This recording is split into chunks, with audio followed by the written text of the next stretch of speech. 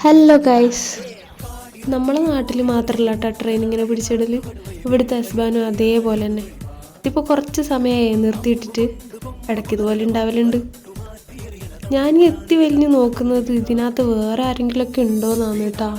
വീട്ടിൽ ബോറടിച്ചിരുന്നപ്പോൾ കേട്ടോ കൂട്ടുകാരെല്ലാവരും Berlin mall കാണാൻ പോകാമെന്ന് പറഞ്ഞ്.